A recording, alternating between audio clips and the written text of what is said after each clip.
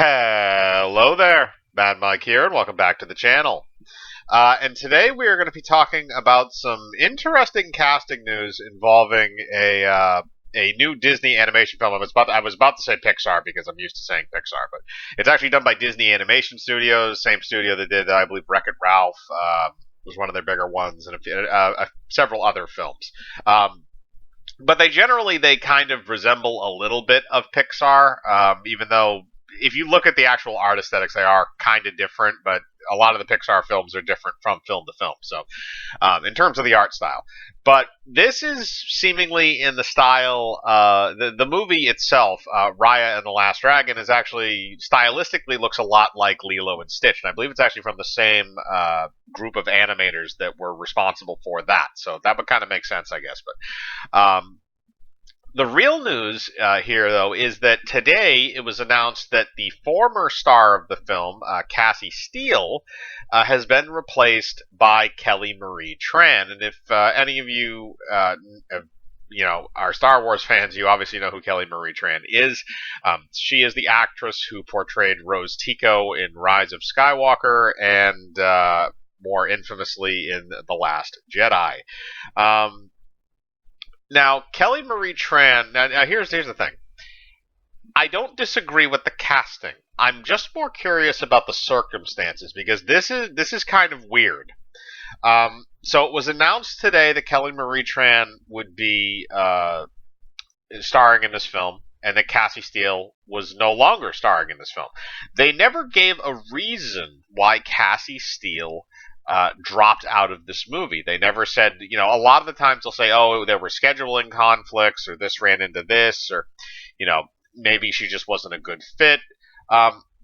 They don't say anything at all about her, actually, other than the fact that Kelly Marie Tran is replacing her. They don't mention, most articles that I read did not mention anything, except that apparently the producers of the movie thought that Kelly Marie Tran's audition tape, I think she did a live audition, was so amazing that they actually have changed the character for her. Now, I'm assuming that's because she was probably cast in this role maybe a couple weeks ago, and now they're announcing it, but it probably wasn't too long ago.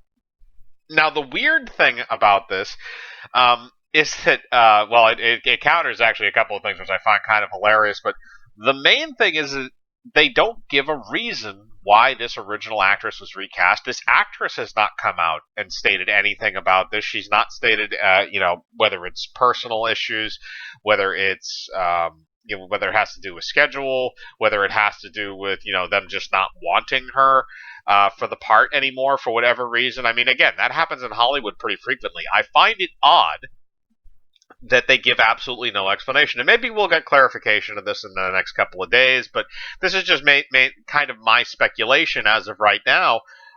Kelly Marie Tran had a very, very bad experience after Last Jedi because, when I say bad experience, I mean more of a bad experience of people not liking the film as opposed to not necessarily liking her, although she was one of the main people that got brought up because her character was terrible, but that is more Rian Johnson's fault, I feel like, than hers. So I don't blame the actress. I more or less blame the writer and director, who are the same fucking person, who basically gave the equivalency of a child's coloring book of a script to their actors. So we all know Rian Johnson. I'm not gonna harp on that too much. I think everybody knows here that I don't think he's a very good director, and I think he's an asswipe. But the point is that Kelly Marie Tran, she was put in that movie to appeal to Asian audiences because most Asian audiences do not. I shouldn't say Asian audiences, but China specifically. Star Wars movies do not fare that well. And they saw that there was a strong response to Force Awakens in 2015, and they decided to pander to that a little bit, and they added Rose Tico as a character and her sister as well, who dies in the opening scene, to market to Chinese audiences. Now, the thing is Kelly Marie Tran is Vietnamese, and that is kind of a generalization by Disney if you really want to go for it, because it's like, okay, you're saying that a Vietnamese person looks identical to a Chinese person. There are differences in terms of the physical structure of their faces. They do look different. Um, I mean, everybody kind of lumps that in together, but like if you're a Chinese person looking at a Vietnamese person, I feel like in a lot of cases they're probably going to be able to point that out. You know, I feel like they would be able to spot that a mile away. On top of that, the film The Last Jedi only was in theaters, I think, for 2 days in China before it was pulled, and it made an abysmal amount of money there, even less than Force Awakens, and that is kind of the core of this, is that you're using, because here's the other thing, you have the Chinese pandering person in there already because you have the actress Aquafina, who's I don't know why. I mean, I know the spelling is different, but I don't know really why you would name yourself after a water brand, unless they're the ones that are sponsoring you, and even then, I don't know why you would use an alternate spelling. But the point is that she is a Chinese actress. She is a high profile Chinese actress. The state actually, I think, sued her recently or something like that. Like the state of communist China like seized assets from her or something because she didn't pay her taxes. But she's a big Chinese draw, and that's why she appears in a lot of films. I'm not knocking her as an actress, but I'm saying that studios that want to pander to China would cast her, and that's what Disney has done with this next film with Raya the Last Dragon. She plays the Last Dragon, I believe. So she's the secondary protagonist or antagonist or top supporting character or something like that. She's the main goal of the story. So she's a major character there. And outside of Kelly Marie Tran, she's also the only other person confirmed for the film. So now, so you already have the panderer, if you're going to call it that, the panderer there. You have the character that's pandering. So now you invited Kelly Marie Tran, who Chinese audiences already hate from Star Wars, and you're going to now parade her out and try and do the exact same thing. It's almost like you're balancing out your movie, where you got ahead a little bit with the Chinese audience because you cast that actress. Cassie Steele, I don't know exactly what her ethnicity is. I know she is Asian, but I don't know, exactly if she's Chinese, Japanese, whatever. I have no idea. So presumably there probably may have not been that much of an issue with her, even if maybe she was another ethnicity, because you're mostly listening to the voice. But they know who Kelly Marie Tran is, and they know what she looks like. So even though this is a voice role, you're still going to have that. So that is kind of odd to me that they would go with that choice. But in this scenario, I feel like this might have been a mandate by Disney because of the bad situations that she had after The Last Jedi, because Disney actually shut down her Instagram, and I believe without her consent.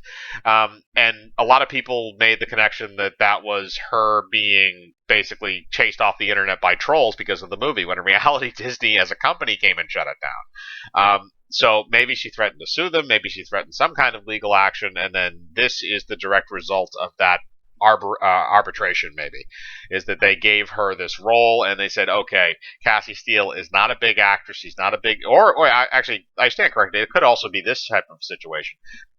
Cassie Steele is not as big of a name as Kelly Marie Tran, because she's a name that Disney can push. They can push her as a Star Wars actress. I'm not saying it'll work, but I'm saying that she is a bigger name. Most people don't see Cassie Steele and immediately say, I know who that is. I didn't even do that when I first saw her name. So she's not a household name.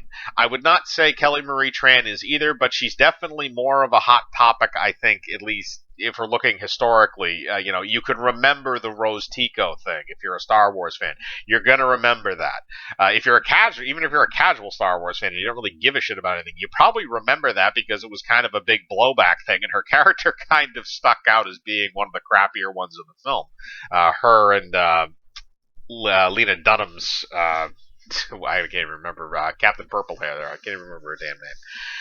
That forgettable. But like I said, this seems odd to me that there's no clarification, because in a lot of these cases they give some form of minor clarification where you can kind of draw the conclusion. Even if it is a lie, almost nothing is said here, which leads me to believe that this was something that was done maybe rather quickly.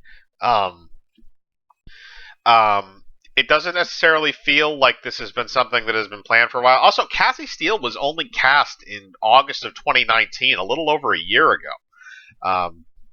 And now we're seeing this. And again, principal production on this, I think the proper production started in March of this year. So most of this film has actually been completed remotely. It has not been, there haven't been groups of people and stuff doing scenes and things like that. It's all been being done separately, which you can do with an animated film with voice acting. You can just mesh everything together. A lot of it's done in the editing room anyway. But apparently it's also going to be completed remotely. So I don't know if maybe this was just some kind of a situation. It could have just been a personal situation. It could have been any number of explanations. It's just odd to me that it's not explained. But I kind of want to know what you think. Do you think this is a good casting? Do you think this is a bad casting? Do you plan on watching this movie? Do you like any of the other Disney animation films that they've come out with? Again, it's technically separate from Pixar, even though they're both under the Disney banner. Put your thoughts below as usual. I like to read them. Hit the bell for notifications. Hit the like button. Subscribe, and remember, I live my life free of compromise. Do you?